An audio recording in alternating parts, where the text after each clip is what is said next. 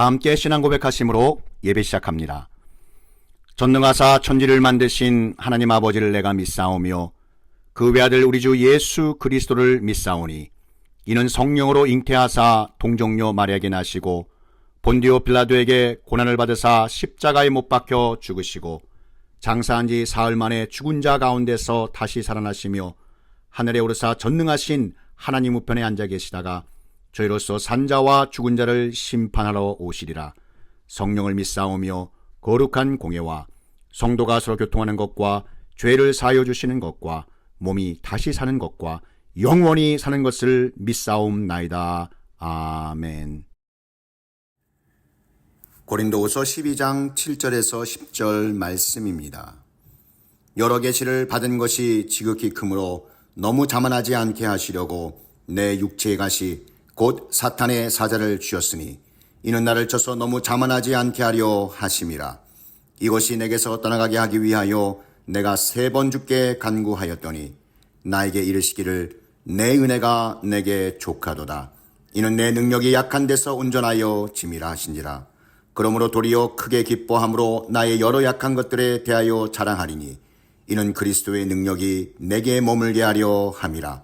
그러므로 내가 그리스도를 위하여 약한 것들과 능욕과 궁핍과 박해와 공고를 기뻐하노니 이는 내가 약한 그때에 강함이라. 가시가 능력되는 은혜, 고린도후서 12장 7절에서 10절 말씀입니다. 지금 우리는 세상에 일어나는 크고 작은 어려운 일들로 많이 힘들어하고 있습니다. 세상이 온통 뒤죽박죽되어지는 이 혼란과 혼돈, 전쟁 속에 녹록치 않은 한 해를 마무리하는 시점에 와 있습니다. 어려운 2024년 한 해였지만 하나님께서 돌보시는 은혜가 있었음을 하나님의 자녀인 우리는 고백할 수밖에 없습니다. 사도 바울 역시 고린도전서 15장 10절에 내가 나된 것은 하나님의 은혜로 된 것이니 내게 주신 그의 은혜가 헛되지 아니하여 내가 모든 사도보다 더 많이 수고하였으나 내가 한 것이 아니요 오직 나와 함께 하신 하나님의 은혜로라. 아멘. 이렇게 영적 깊은 고백을 합니다. 이 고백이 주님 앞에 우리 모두의 고백이 되기를 축복합니다. 내가 나된 것은 오직 하나님의 은혜인 줄 믿습니다.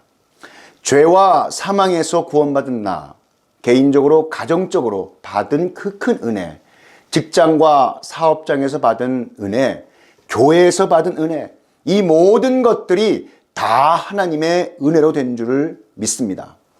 2024년 그 어려움의 가시가 능력되게 하시는 주님의 은혜로 한 해를 마무리하시고 새해를 성령 충만함으로 맞이하시기를 축복합니다. 영국의 아주 유명한 요한 웨슬레 목사님이 계십니다. 그는 훌륭한 어머니의 아들입니다. 어머니의 신앙이라는 것은 천하가 다 아는 것입니다. 훌륭한 어머니였습니다. 그런데 웨슬리 선생의 이 목사님의 부인은 세상에 그런 괴팍한 여자는 없습니다. 아주 강팍한 여자였습니다. 얼마나 강팍했는지 남편을 구타합니다. 심지어 남편의 머리채를 휘어잡고 땅바닥을 구릅니다. 이런 정도의 부인이었습니다.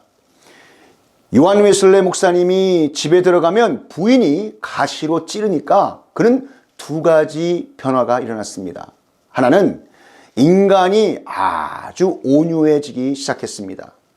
또 하나는 그의 밖으로 나가기 시작했습니다. 전도하기 위해서 아내인 이 안방마님이 무서우니까 밖에서 복음을 전하기 시작했습니다. 그는 평생 42,000번의 설교를 밖에서 했습니다. 매일 5, 60마일을 말을 타고 여행하면서 3번씩 설교를 했습니다. 요한 웨슬레 목사님은 안방에 찌른 그 가시 때문에 밖에 나가서 장미꽃을 피웠습니다. 향기를 발했습니다. 결국 영국을 복음하는 위대한 영적인 지도자가 되었고 어쩌면 가시와 같은 아내 때문에 일생을 복음 전도에 바쳐서 위대한 인물이 되었습니다.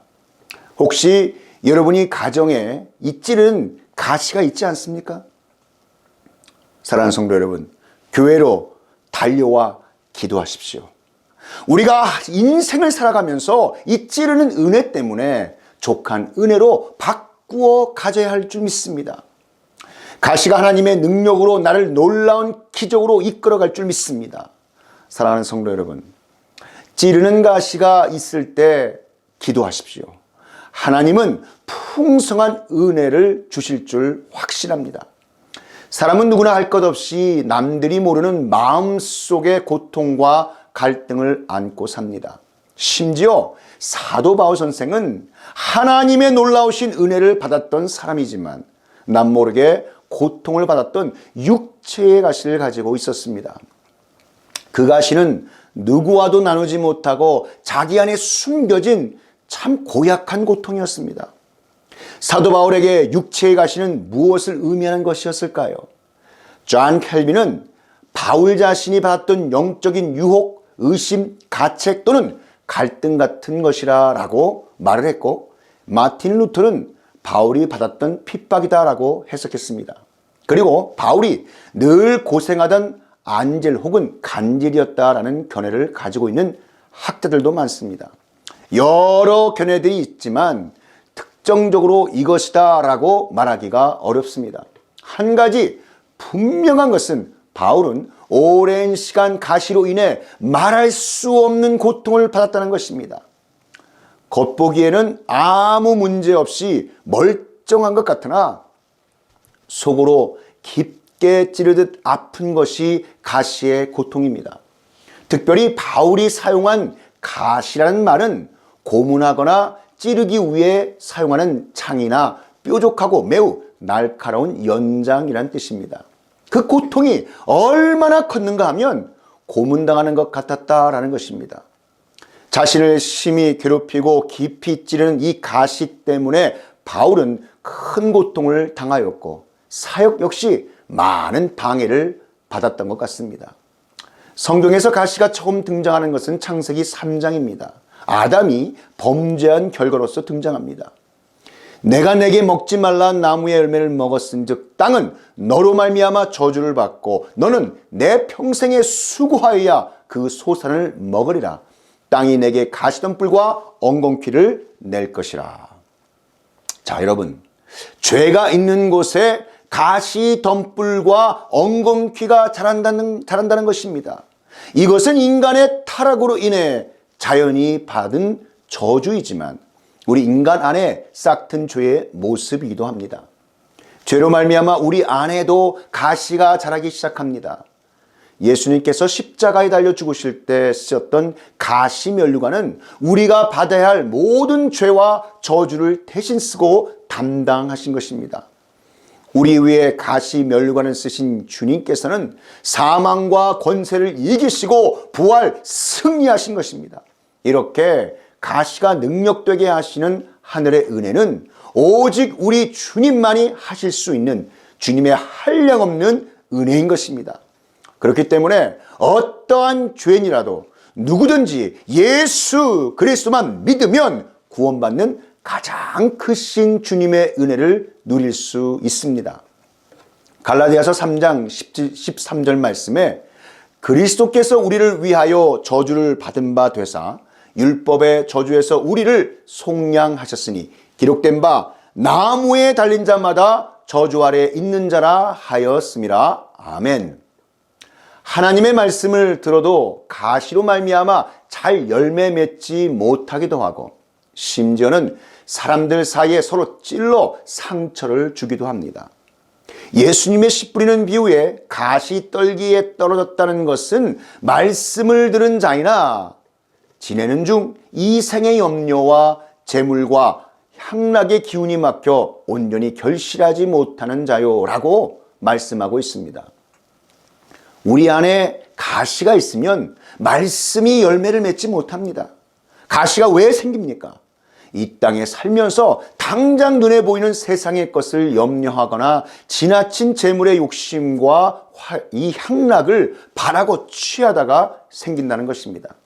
가시는 이 땅의 것을 생각하다가 얻어지는 결과입니다. 잘못된 것, 원하지 못한 것을 취하다가 정작 위로부터 오는 열매를 얻지 못하는 경우입니다. 게다가 가시의 찔림이 심하면 마음과 영혼의 깊은 상처까지 입는 경우도 빈번합니다. 그러나 하나님 아버지께서는 그의 자녀된 우리가 위의 것을 생각할 때 너무나도 기뻐하십니다. 위의 것을 생각하고 우리 죄를 위해 대신 가시 면류가 쓰신 주님께 감사하며 부활 승리하신 위에 계신 주님의 은혜가 넘치시기를 축복합니다.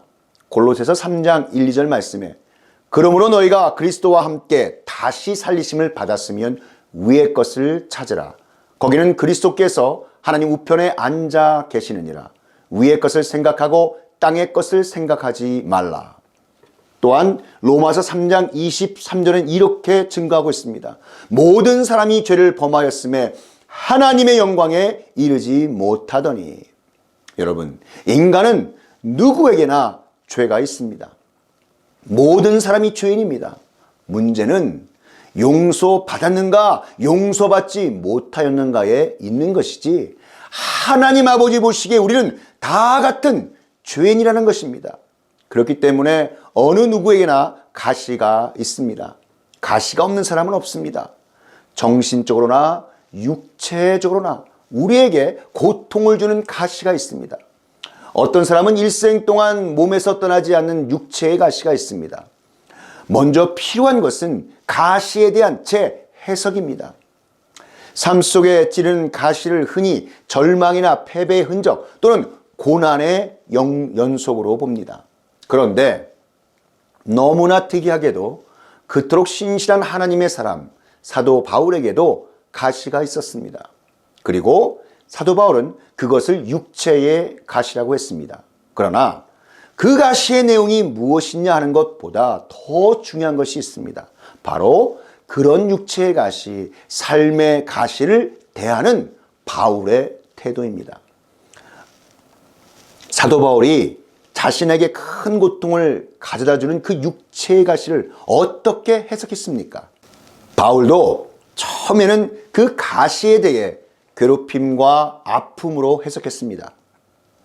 그래서 자신의 몸에 있는 가시가 떠나기를 3번씩이나 기도합니다. 그런 이후에 기도 중에 은혜 받은 사도 바울은 아픔과 고통으로 여겨졌던 몸에 있는 가시를 다시 영적으로 재해석합니다. 그 가시에 대한 바울의 새로운 해석이 오늘 본문 9절에 있습니다. 나에게 이르시기를 내 은혜가 내게 족하도다. 이는 내 능력이 약한 데서 온전하여 짐이라 하신지라. 그러므로 도리어 크게 기뻐함으로 나의 여러 약한 것들에 대하여 자랑하리니 이는 그리스도의 능력이 내게 머물게 하려 함이라. 아멘. 자, 여러분, 사도 바울의 영안이 열렸습니다. 바로 자신을 아프게 찌른 그 가시 속에 하나님의 놀라우신 은혜가 있음을 보게 된 것입니다. 이 모습이야말로 영적으로 성숙한 하나님의 자녀된 모습인 것입니다. 고난과 역경의 가시를 없애달라는 기도는 매우 중요합니다. 그런데 그 힘겨운 고난과 눈물 나는 아픔 속에 있는 가시 속에서 더 크신 하나님 아버지의 은혜와 뜻을 볼 수 있는 영안이 열린다면 가시는 더 이상 죄와 저주가 아닌 주님 주시는 능력인 줄 믿습니다.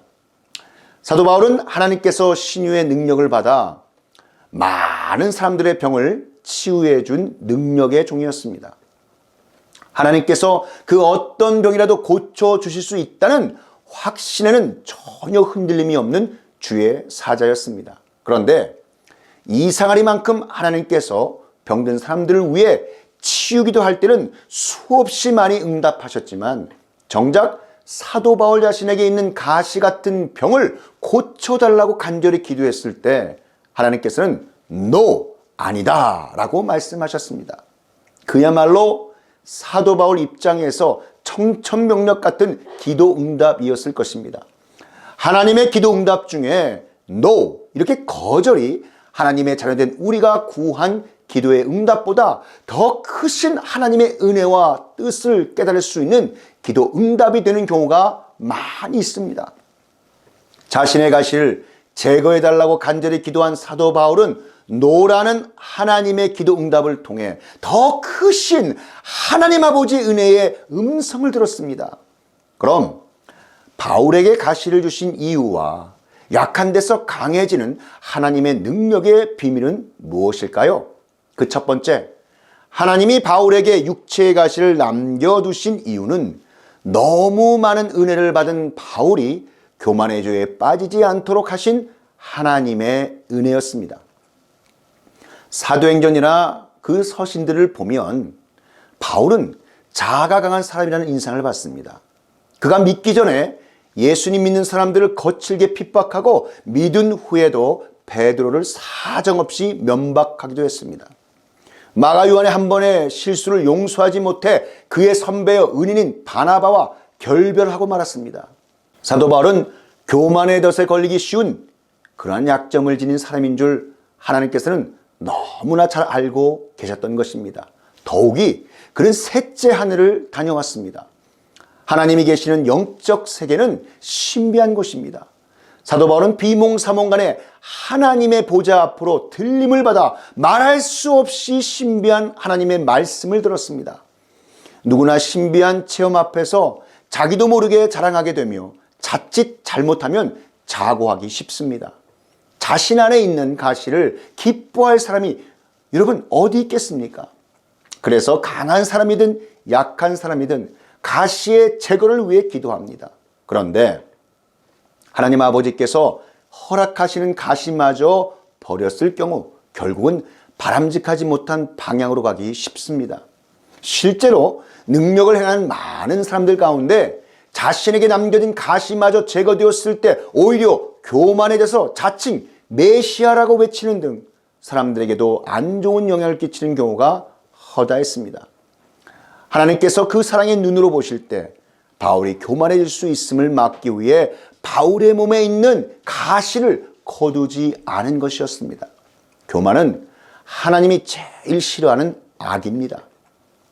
바울은 육체의 가시를 통하여 오직 주님만을 자랑하는 겸손한 사람, 오늘의 나 된 것은 오직 주의 은혜라 라고 고백하는 겸손한 사람이 되었습니다.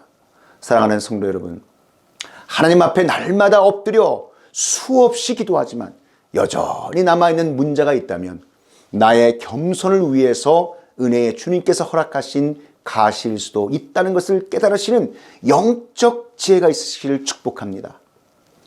바울에게 가시를 주신 이유와 약한 데서 강해지는 하나님의 능력의 비밀은 무엇일까요? 마지막 두 번째입니다. 약한 데서 강해지는 하나님의 능력을 깨닫는 은혜가 바울에게 있었습니다. 고린도후서 12장 9절 말씀에 내 은혜가 내게 족하도다. 이는 내 능력이 약한 데서 온전하여 짐이라. 아멘.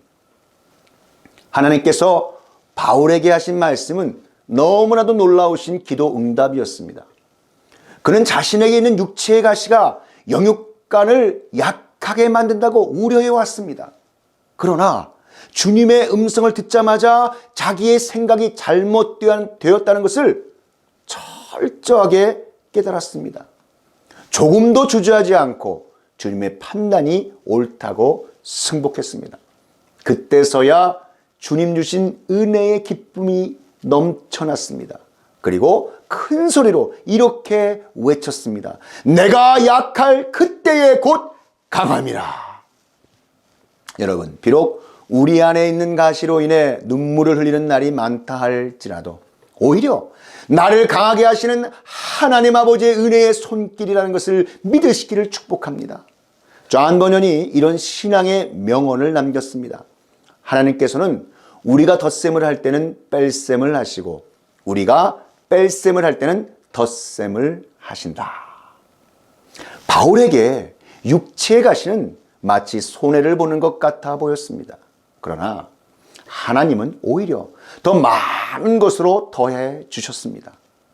여러분의 고통, 여러분의 문제, 여러분의 실패 같은 가시는 마치 뺄셈 같아 보이지만 하나님께는 덧셈의 능력이라는 사실을 잊지 않는 은혜가 임하시기를 바랍니다. 이는 가시가 능력되는 주님의 은혜임을 믿으시기를 축복합니다. 사랑하는 성도 여러분, 하나님이 바울에게 육체의 가시를 남겨두신 이유는 너무 많은 은혜를 받은 바울이 교만의 죄에 빠지지 않도록 하신 하나님의 은혜였습니다. 비록 우리가 가시로 인해 한숨을 쉬고 눈물을 흘리는 날이 많다 할지라도 그것이 나를 강하게 하시는 하나님 아버지의 은혜의 손길이라는 것을 믿으시기를 축복합니다. 2024년 한 해를 마무리하시며 가시가 능력되는 하나님의 은혜를 깨달아 누리시는 모든 하나님의 자녀 되시기를 우리 구주 예수 그리스도의 이름으로 축원합니다. 다 함께 기도드리시겠습니다. 사랑과 은혜가 충만하신 하나님 아버지, 하나님이 바울에게 육체의 가시를 남겨두신 이유는 너무 많은 은혜를 받은 바울이 교만의 죄에 빠지지 않도록 하신 하나님 아버지의 은혜였습니다.